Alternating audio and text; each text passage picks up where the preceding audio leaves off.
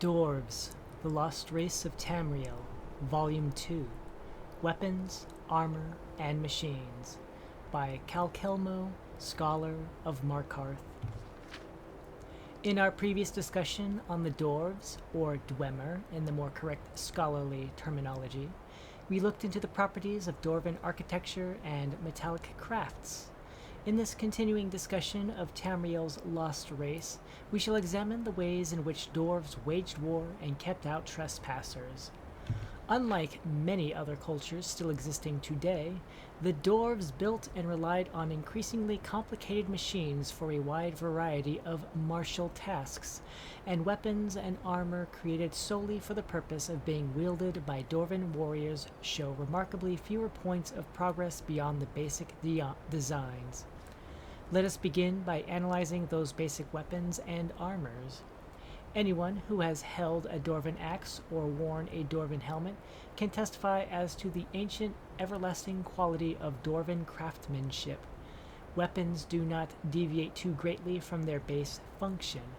Dwarven swords pierce through light armors with incredible effectiveness, owing primarily to the remarkable sharpness of tempered dwarven metal, and owing to a far lesser extent to its simple, double-edged design.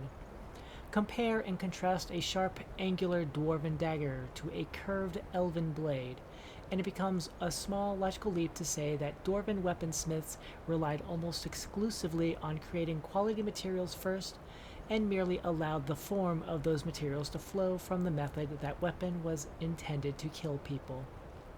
As a culture that built almost exclusively underground, it's no surprise that dwarven armors are built to withstand incredibly heavy blows.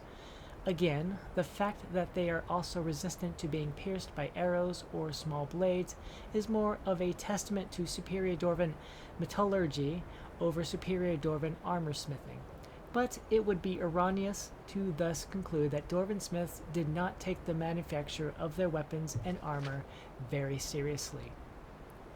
Every piece of warcrafts I have examined show a remarkable amount of unnecessary detailing and personalization that is just as evident today among the most ardent blacksmiths.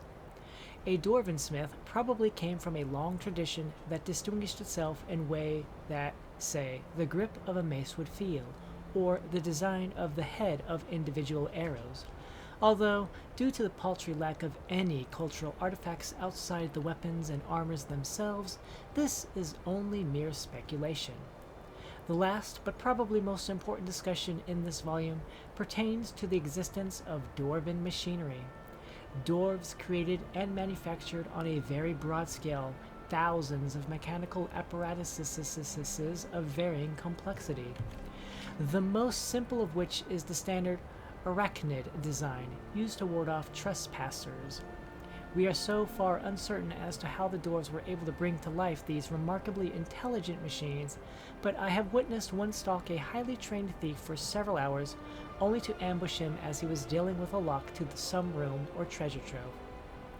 I admit to have forgotten the details past the point at which it began spouting lightning at him.